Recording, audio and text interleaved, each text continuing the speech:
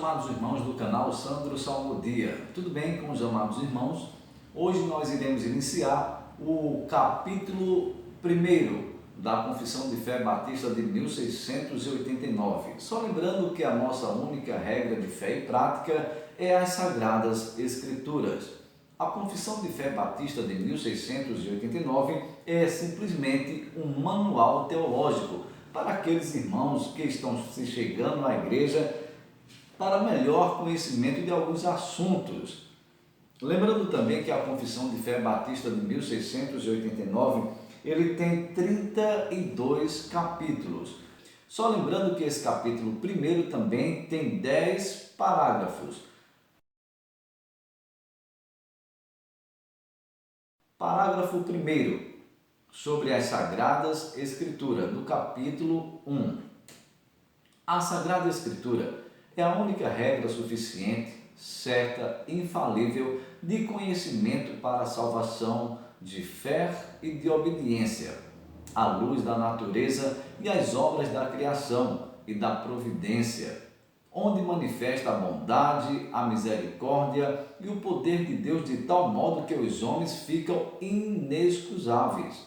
Contudo, não são suficientes para dar conhecimento de Deus e de sua vontade, que é necessário para a salvação. Por isso, em diversos tempos e por diferentes modos, o Senhor foi servido revelar-se a si mesmo e declarar a sua vontade à sua igreja. E para a melhor preservação e propagação da verdade e o maior seguro estabelecimento e conforto da igreja contra a corrupção da carne e a malícia de Satanás e do mundo, foi igualmente servido escrever por completo todo esse conhecimento de Deus e revelação de sua vontade, necessários à salvação, o que torna a Escritura indispensável, tendo cessado aqueles antigos modos em que Deus se revelava sua vontade ao seu povo.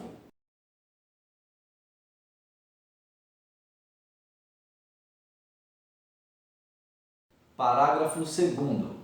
Sob o nome de Sagradas Escrituras ou Palavra de Deus escrita, inclui-se agora todos os livros do Antigo Testamento e do Novo Testamento, que são os seguintes: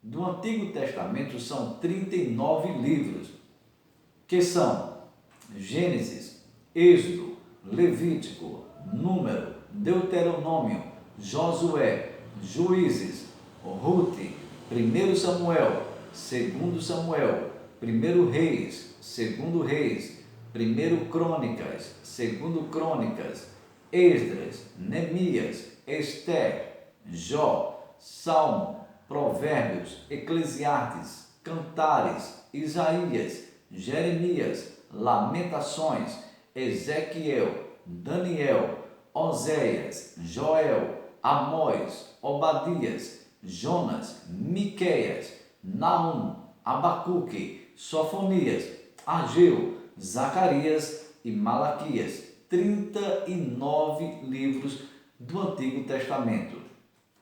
Agora, o Novo Testamento também contém 27 livros, que são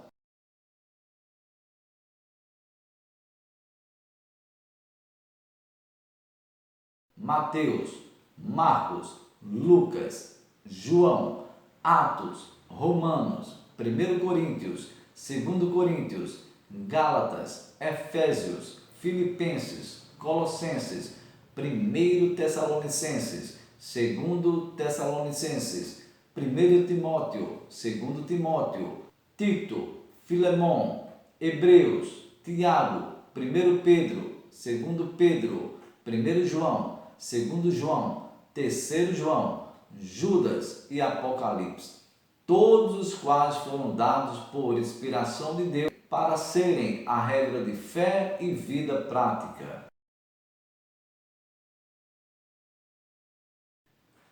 Parágrafo 3.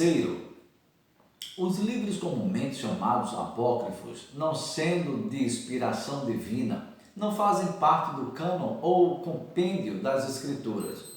Portanto, nenhuma autoridade tem para a Igreja de Deus e nem podem ser de modo algum aprovados ou utilizados, senão como qualquer outros escritos humanos. Parágrafo 4º. A autoridade da Sagrada Escritura, razão pela qual deve ser crida e obedecida, não depende do testemunho de qualquer homem ou igreja, mas provém inteiramente de Deus, sendo Ele mesmo a verdade e o seu autor. A Escritura, portanto, tem que ser recebida por ser a palavra de Deus. Parágrafo 5º. Pelo testemunho da Igreja de Deus, podemos ser movidos e persuadidos a ter em alto e reverente apreço as Sagradas Escrituras. A santidade do assunto, a eficácia da doutrina, a majestade do estilo, a harmonia de todas as partes, o propósito do todo, que é dar toda a glória a Deus, a plena revelação que faz do único meio de salvação para o homem e muitas outras excelências incomparáveis e perfeição completa, são argumentos pelos quais abundantemente se evidenciam serem elas a palavra de Deus.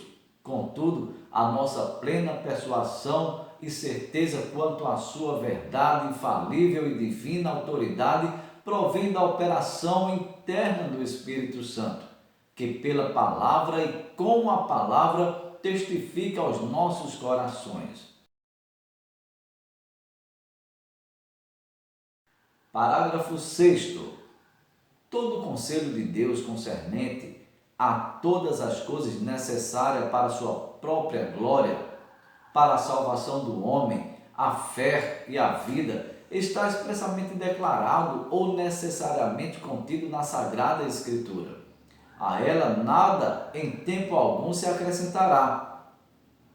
Preste bem atenção. A ela nada em tempo algum se acrescentará, quer por nova revelação do Espírito, quer por tradições de homens. Entretanto, reconhecemos ser necessária a iluminação interior da parte do Espírito de Deus para a compreensão salvadora daquilo que é revelado na palavra.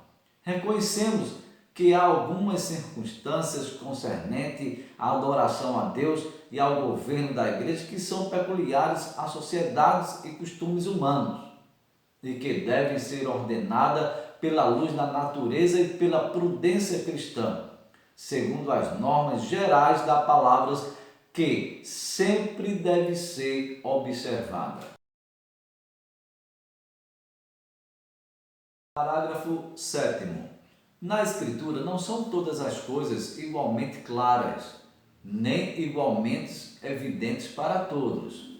Mesmo assim, as coisas que precisam ser conhecidas, cridas e obedecidas para a salvação estão claramente propostas e explicadas em uma passagem ou outra e pelo devido uso de meios comuns.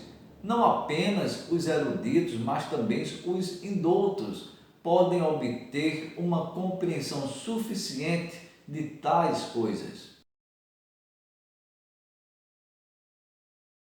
Parágrafo 8º.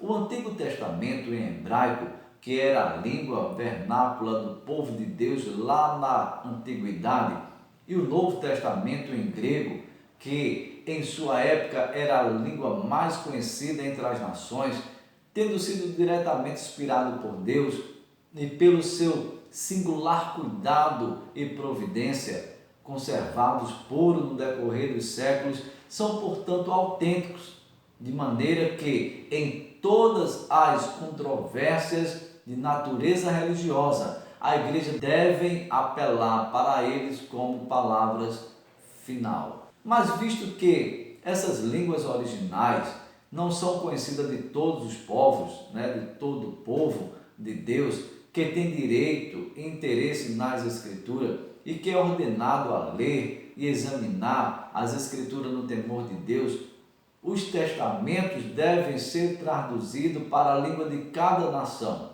a fim de que, permanecendo a palavra no povo de Deus, abundantemente todos adorem a Deus de maneira aceitável e pela paciência e consolação da Escritura possam ter esperança. Parágrafo 9. A regra infalível de inspiração da Escritura é a própria Escritura. Portanto, sempre que houver dúvida quanto ao verdadeiro e pleno sentido de qualquer passagem, sentido este que não é múltiplo, mas único, essa passagem deve ser examinada em confrontação com outras passagens que falem mais claramente. Parágrafo 10º.